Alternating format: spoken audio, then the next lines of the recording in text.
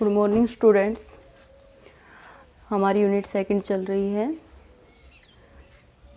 Evolution of the earth, जिसके अंदर हमने कर लिया था कल कि प्लेट विवर्तनिकी सिद्धांत क्या होता है। प्लेट विवर्तनिकी के बारे में हमने जाना कि प्लेट विवर्तनिकी क्या होती है, किस प्रकार से प्लेटें जो हैं मूव कर रही हैं, एक स्थान से दूसरे स्थान पर वो जा रही हैं। आज हम करेंगे, आज का हमारा टॉपिक है भूकंप। भूकंप क्या होता है? देखो, सीधी सी बात है, भूकंप हम सभी ने महसूस किया है, हमारे यहाँ भी आता है। हालांकि हमारे यहाँ पे बहुत कम आता है, लेकिन फिर भी थोड़ा बहुत कंपन हमने महसूस किया है। एक साल में 3 से 4 बार कम से कम हम ऐसा महसूस कर लेते हैं कि हाँ भूकंप आया।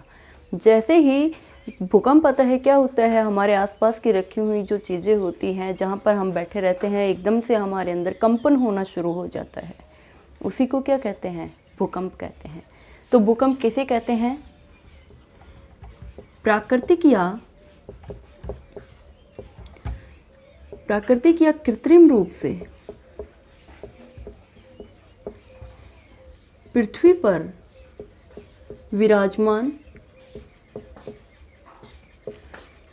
विराजमान वस्तुओं में कंपन होना ही क्या कहलाता है? भूकंप कहलाता है। जो भूकंप है वो सीस्मोग्राफ नामक यंत्र है, जिसकी सहायता से भूकंपीय तरंगों का मापन किया जाता है। किसकी सहायता से? सीस्मोग्राफ नामक यंत्र की सहायता से भूकंपीय तरंगों का मापन किया जाता है कि किसी स्थान पर भूकंपें आई हैं। तो सीस्मोग्राफ एक यंत्र होता है जिसके द्वारा यह जाना जाता है कि भूकंपीय जो तरंगें आई हैं वो किस वेव पर आई हैं। अब हम जानेंगे कि भूकंप के 2 प्रकार होते हैं। एक होता है भूकंप मूल, एक होता है भूकंप केंद्र, जिसे अधिकेंद्र भी कहा जाता है। भूकंप केंद्र या अधिकेंद्र। तो ये भूकंप मूल और भूकंप अधिकेंद्र क्या होता है? तो हमारी पृथ्वी पर जहाँ से भूकंप की शुरुआत होती है, मान लीजिए ये मूल है भूकंप का क्या है? ये मूल बिंदु है और यहाँ से भूकंप की उत्पत्ति हो रही है। तो जहाँ से भूकंप की शुरुआत होती है उसे भूकंप मूल कहा जाता है। किसे कहते हैं भूकंप मूल? जहाँ से भूकंपीय तरंगों की शुरुआत होती है उसे भूकंप मूल कहा जाता है। भूकंप अधिकेंद्र या भूकंप केंद्र किसे कहते हैं? जहाँ पृथ्वी पर सबसे पहले भूकंप मूल के मूल बिंदु के समकोण पर, जहाँ पृथ्वी पर सबसे पहले भूकंपीय तरंगों को महसूस किया जाता है, उसे अधिकेंद्र या भूकंप केंद्र कहा जाता है। तो भूकंप मूल और भूकंप अधिकेंद्र के अंदर आपका अंतर स्पष्ट हो गया। भूकंप मूल क्या होता है? जहाँ पर भूकंप की तरंगें जहाँ से मूल बिंदु से शुरू होती हैं उसे भूकंप केंद्र कहा जाता है। अधिकेंद्र किसे कहते हैं? एपिसेंटर किसे कहते हैं? जहाँ पर भूकंप की तरंगें पृथ्वी पर सर्वप्रथम सबसे पहले महसूस की जाती हैं उसे अधिकेंद्र कहा जाता है। भूकंप मूल पृथ्वी के अंदर और अधिकेंद्र पृथ्वी के भूपटल पर जहाँ सबसे पहले हम भूकंपीय तरंगों को महसूस करते हैं उसे अधिकेंद्र कहा जाता है। उसके पश्चात आता है भूकंप के कारण, कि भूकंप के आने के कुछ कारण होते हैं। जो कौन कौन से होते हैं? किन कारणों से भूकंप आता है? कौन कौन से कारण ऐसे हम देखते हैं जिनसे कि भूकंप की उत्पत्ति होती है? तो भूकंपीय जो कारण होते हैं कुछ प्राकृतिक भी होते हैं और कुछ कृत्रिम भी होते हैं। तो सबसे पहले हम जानेंगे प्राकृतिक कारण। प्राकृतिक कारण क्या, और दूसरा होते हैं कृत्रिम कारण। ये प्राकृतिक और कृत्रिम कारण जो होते हैं ये अलग अलग तरह के होते हैं, जिसके अंदर हम भूकंपीय तरंगों को महसूस करते हैं। तो इसमें प्राकृतिक कारणों में है ज्वालामुखी क्रिया, ज्वालामुखी क्रिया। दूसरा है प्लेटों का संचलन, प्लेटों का संचलन, प्लेटों का सिकुड़ना, प्लेटों का सिकुड़ना, जल की अधिकता। ये जो प्रमुख कारण हैं ये प्राकृतिक कारण हैं जिनसे भूकंप आता है। ज्वालामुखी क्रिया, जैसे ही आपके ज्वालामुखी उद्गार होता है कहीं पर, तो क्या होता है कि ज्वालामुखी जब आता है तो वो पृथ्वी के भूगर्भ को खोल करके और एकदम से बाहर आता है, एकदम से उसके अंदर विस्फोट होता है। और जैसे ही विस्फोट होता है तो क्या होता है कि पृथ्वी की जो परत होती है, जो भूपटल जो क्षेत्र होता है, वो उसमें कंपन शुरू हो जाता है, जो ज्वालामुखी क्रिया के द्वारा भूकंप की उत्पत्ति होती है। दूसरा है प्लेटों का संचलन। जब प्लेटें एक दिशा से दूसरी दिशा में या आमने सामने आकर टकराती हैं, जब वो गति करती हैं प्लेटें, मुख्य रूप से जब दो प्लेटें गति कर रही हैं, तो दो प्लेटें जब गति करेंगी और ये आमने सामने आकर टकराएंगी, तो जब दो प्लेटें आमने सामने टकरा रही हैं तो इनके अंदर क्या होगा, जब ये आपस में एक दूसरे से टकराएंगी तो इनमें कंपन होगा, जो किसका कारण बनता है, प्लेटों के संचलन के कारण क्या होता है, भूकंप आता है। दो प्लेटों के आपस में टकराने से भी भूकंप आता है। प्लेटों का सिकुड़ना, जब प्लेटें सिकुड़ जाती हैं, यानी कि प्लेटें क्या होती हैं, लचीली होती हैं, लचीलापन होता है प्लेटों में, तो प्लेटें लचीलापन के कारण क्या होती हैं, सिकुड़ जाती हैं। तो इनके सिकुड़ने के कारण एकदम से इनमें क्या होती है, टूट फूट शुरू हो जाती है और अपनी पहले की अवस्था में फिर से प्लेटें जाना चाहती हैं, जिससे क्या होता है, पृथ्वी पर कंपन होता है। जब प्लेटें अपनी एक्टिविटी शुरू कर देती हैं तो भी पृथ्वी पर कंपन होता है, जो भूकंप का प्रमुख कारण है। जल की अधिकता, अगर किसी क्षेत्र के अंदर बाढ़ आ जाए और बाढ़ आने के पश्चात फिर से उसमें अधिक बारिश, तेजी से बारिश हो जाए, या फिर कोई नल या कोई नहर के टूटने से वहाँ पर जल और अधिक भर जाए, तो उससे क्या होता है कि वहाँ पर जल अधिक भर जाता है और पृथ्वी के ऊपर, पृथ्वी के भूपटल के ऊपर उसमें क्या होता है, भार बढ़ जाता है।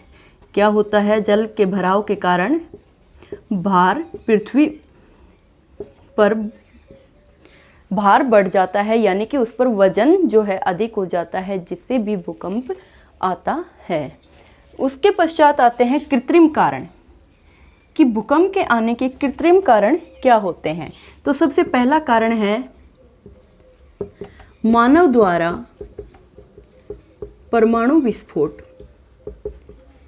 मानव जब परमाणु विस्फोट करता है, जब मनुष्य परमाणु विस्फोट करके देखता है, परमाणुओं को वो नीचे गिराता है, तो उसके अंदर क्या होता है, जब वो एकदम से गिरते हैं तो उसके अंदर से बहुत सारी तो गैसें निकलती हैं, और बहुत सारी गैसों भी निकलने के कारण उसके पश्चात क्या होता है, एक तो वो एकदम से आकर गिर रहा है पृथ्वी पर, एकदम से विस्फोट कर रहा है, तो पृथ्वी के अंदर कंपन शुरू हो जाता है। हम एकदम से भूपटल के ऊपर कोई भी वस्तु को गिराएंगे तो उसके आप देखते होंगे कि अगर आपके हाथ से कोई बर्तन छूट जाता है तो वो भी कई देर तक क्या होता है, कंपन कर रहा होता है। इसी प्रकार से अगर हम कोई परमाणु विस्फोट गिर रहे हैं, परमाणु विस्फोट अगर हम कोई कर रहे हैं, तो उसके अंदर क्या होगा कि जैसे ही कोई परमाणु विस्फोट होता है तो उसके ब्लास्ट होने के पश्चात में क्या होती है, बहुत सारी गैसें और बहुत सारे जो केमिकल्स हैं उसमें से निकलते हैं, जिससे पृथ्वी के ऊपर कंपन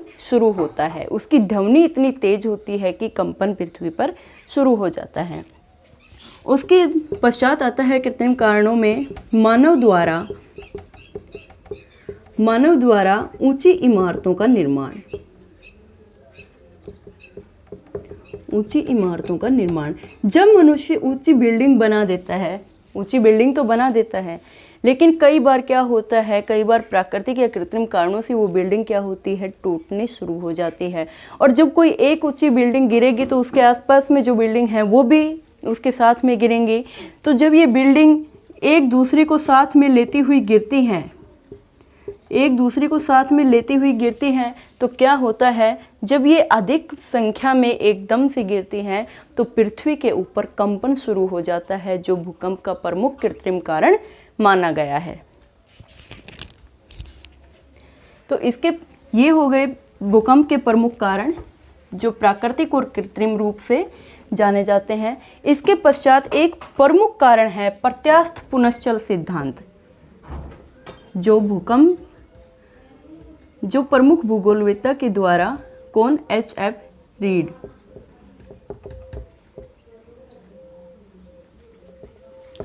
एच.एफ. रीड के द्वारा यह सिद्धांत दिया गया था और इस सिद्धांत में भूकंप से संबंधित, भूकंप पर ही यह आधारित है।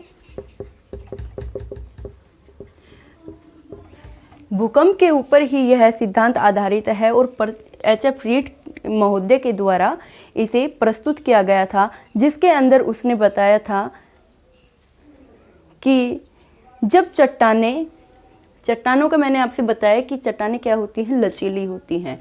तो इस भूगोलवेत्ता के द्वारा यह माना गया कि जब ये लचीली चट्टानें, जब कोई लचीली चट्टान सिकुड़ने लगती है और सिकुड़ने के पश्चात उसमें क्या होता है, टूट फूट शुरू हो जाती है। सबसे पहले क्या होती है, इसमें सिकुड़न होती है, सिकुड़ने लग जाती है। जैसे आपके सूती वस्त्र होते हैं, उनकी धुलाई करने के पश्चात आप उनमें क्या देखते हो कि वो सिकुड़ने लग जाते हैं। इसी प्रकार से ये चट्टानें भी लचीली होती हैं, अधिक ताप और अधिक दाब के कारण ये क्या होती हैं, सिकुड़ने लग जाती हैं। और जब ये सिकुड़ती हैं तो इनके अंदर क्या होगा, जब एकदम से टेम्परेचर और अधिक हाई हो जाता है तो इनमें टूट फूट शुरू हो जाती है। जब इनमें टूट फूट शुरू हो जाती है तो टूटने के पश्चात ये क्या करती हैं, अपनी पहले की अवस्था में यानी कि अपनी लचीली अवस्था में फिर से जाना ये शुरू कर देती हैं। और जब फिर से पहले की अवस्था में ये चट्टानें जाती हैं तो इसमें क्या होता है, जोर का कंपन होता है। किसमें, पृथ्वी के ऊपर बहुत जोर से क्या होता है, कंपन होता है। जब कोई चट्टान सिकुड़ने के पश्चात टूट फूट उसमें शुरू हो जाती है और जब वो पूर्ण रूप से टूट जाती हैं तो पूर्ण रूप से टूटने के पश्चात वो अपने पहले की अवस्था में, जिस अवस्था में वो पहले थी उसी में फिर से जाना शुरू कर देती है। और क्या होता है, उससे पृथ्वी में बहुत तेजी से कंपन होता है, जो प्रत्यास्थ पुनश्चल सिद्धांत के द्वारा एच.एफ. रीड महोदय ने बताया। प्रत्यास्थ का अर्थ ही क्या होता है बेटा, लचीलापन होता है प्रत्यास्थ का अर्थ। तो प्रत्यास्थ पुनश्चल सिद्धांत एच.एफ. रीड ने जो बताया, उसने कहा कि जो लचीली चट्टानें होती हैं उनमें सिकुड़न के पश्चात वो टूट फूट जाती हैं और फिर से अपनी पहले की अवस्था में चली जाती हैं, जिससे क्या होता है, पृथ्वी के ऊपर बहुत भारी कंपन होता है। इसके बाद हम करेंगे भूकंप का विश्व वितरण, कि किन स्थानों पर अधिक और किन स्थानों पर कम भूकंप आते हैं। तो जिन क्षेत्रों में भूकंप अधिक आते हैं वो कौन कौन से हैं। सबसे पहले आपके प्रशांत महासागरीय पेटी, जिसके अंदर विश्व के सर्वाधिक भूकंप आते हैं। प्रशांत महासागरीय पेटी में आपके विश्व के 68% केवल और केवल प्रशांत महासागरीय पेटी में भूकंप देखने को मिलते हैं, क्योंकि और जिसे अग्निवलय के नाम से भी जाना जाता है, क्योंकि उसका महासागरीय और महाद्वीपीय जो क्षेत्र है वो दोनों ओर से महाद्वीप से घिरा हुआ है, जिसके अंदर बहुत अधिक और बहुत तेजी से क्या होता है, कंपन होता है। इसके अंतर्गत प्रमुख जो क्षेत्र आते हैं वो हैं चिली, कैलिफोर्निया, अलास्का,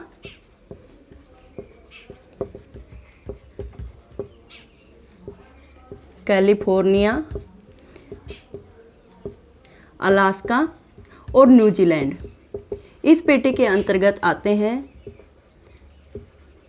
जिसके अंदर सर्वाधिक भूकंप इन देशों में देखने को मिलते हैं। और मध्य महासागरीय जो पेटी होती है वो भी इसके अंतर्गत आती है, जिसमें सर्वाधिक भूकंप आते हैं। उसके पश्चात दूसरे नंबर पर आती है हमारी मध्य महाद्वीपीय पेटी।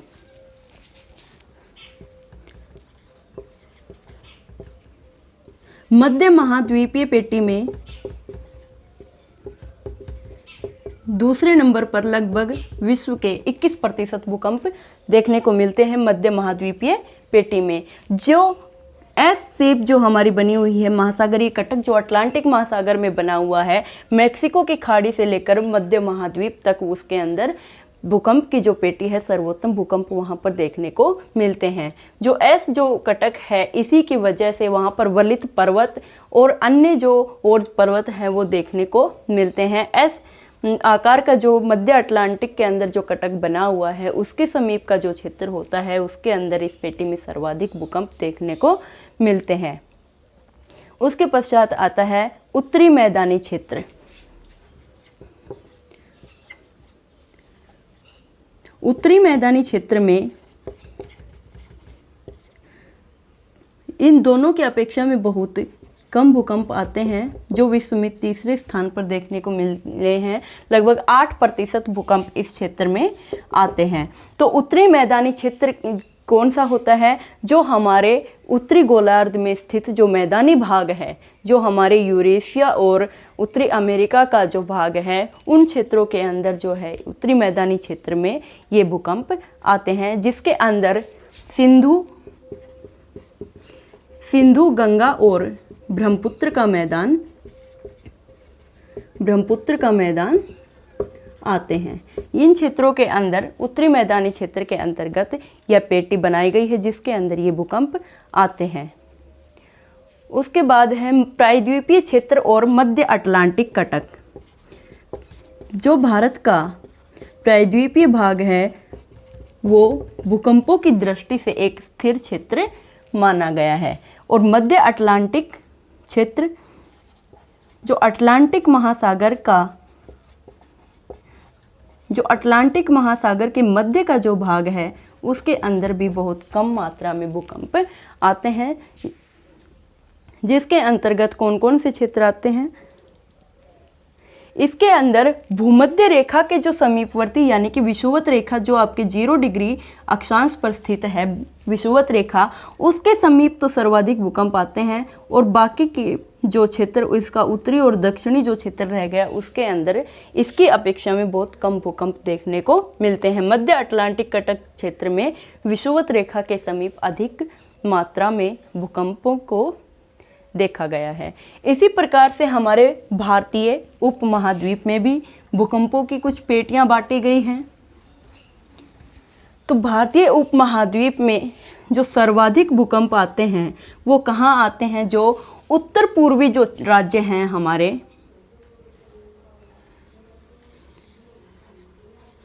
उत्तर पूर्वी जो राज्य हैं हमारे, जैसे जम्मू कश्मीर, हिमाचल प्रदेश, उत्तराखंड, इन क्षेत्रों के अंदर बहुत अधिक मात्रा में भूकंप आते हैं। जिसका प्रमुख कारण क्या है? जो हमारा वलित पर्वत, हिमालय पर्वत है, उसका प्रमुख कारण है कि वहाँ पर अधिक कंपन होता है। वहाँ पहाड़ी पर्वतीय क्षेत्र है, पर्वतीय क्षेत्र होने के कारण अधिक वहाँ पर भूकंप आते हैं। मेघालय, मिजोरम में जहाँ पर गारो खासी जयंतिया के प्रमुख पहाड़ियाँ हैं, उन क्षेत्रों के अंदर भी अधिक भूकंप देखने को मिलता है। उसके पश्चात मध्यम श्रेणी के भूकंप कहाँ पर आते हैं? जो पूर्वी क्षेत्र होते हैं, जो पूर्वी भाग के और दक्षिणी भाग के जो क्षेत्र होते हैं, उसके अंदर मध्यम श्रेणी के भूकंप आते हैं। निम्न श्रेणी के भूकंप जो हमारे पश्चिमी भाग के जो क्षेत्र होते हैं, जैसे पंजाब, हरियाणा, दिल्ली, इन क्षेत्रों के अंदर क्या होता है? भूकंप बहुत कम आते हैं। तो ये था भारतीय उपमहाद्वीप में कि भारतीय उपमहाद्वीप में किन क्षेत्रों में कितने भूकंप आते हैं और इनका विश्व वितरण। जो प्रशांत महासागर में सर्वाधिक भूकंप आते हैं, मध्य महाद्वीपीय पेटी दूसरे स्थान पर जो विश्व का 21%। तो इस सब के बारे में हमने जानकारी प्राप्त की। उसके पश्चात आता है कि भूकंपों की प्रमुख तरंगे कौन कौन सी होती हैं। प्रमुख भूकंपीय तरंगे,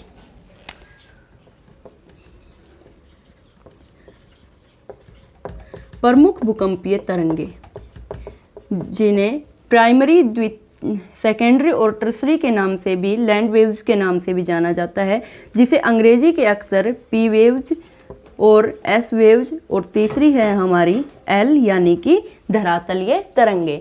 तो ये प्रमुख तरंगे हैं। जो प्राथमिक तरंगे होती हैं वो सबसे अधिक गहराई से शुरू होती हैं और ये ठोस, द्रव और गैस तीनों अवस्थाओं से गुजर सकती हैं और इनकी जो गति होती है वो भी सर्वाधिक तेज होती है। दूसरे स्थान पर आती हैं एस तरंगे। एस तरंगे जो होती हैं वो ठोस और गैस दोनों अवस्थाओं से गुजर सकती हैं, लेकिन द्रव अवस्था में क्या हो जाती हैं, ये विलुप्त हो जाती हैं। द्रव अवस्था में इनकी गति जो है वो प्राप्त नहीं की जा सकती है। इनके चलने की जो गति होती है वो भी पी तरंगों की अपेक्षा में धीमी होती है। एल तरंगे जो होती हैं, जिन्हें लैंड वेव्स या धरातलीय तरंगे भी कहा जाता है, तो जो धरातलीय तरंगे हैं एल वेव्स, वो सर्वाधिक विनाशकारी तरंगे होती हैं, जो भूकंप के आने के समय पृथ्वी पर सबसे अधिक क्या करती हैं, सबसे अधिक विनाश करती हैं, जिसके एल तरंगों के माध्यम से ही पृथ्वी के ऊपर कंपन अधिक महसूस किया जाता है और इसके ऊपर जो बनी हुई जो इमारतें हैं उन तक भी गिर जाती हैं। मानव विशेष को भी बहुत अधिक हानि एल तरंगों के माध्यम से उठानी पड़ती है। तो इन प्रमुख तीनों तरंगों के अंदर जो पी तरंगे होती हैं, ठोस, द्रव, गैस तीनों अवस्थाओं से गुजर सकती हैं। एस तरंगे द्रव अवस्था में विलुप्त हो जाती हैं और एल तरंगे सर्वाधिक विनाशकारी तरंगे होती हैं, जो पृथ्वी के ऊपर अधिक विनाश करती हैं। तो ये कंप्लीट हो गया चैप्टर हमारा भूकंपीय प्रमुख भूकंप से लेकर के भूकंपीय तरंगे क्या होती हैं, किस प्रकार से ये विनाश करती हैं।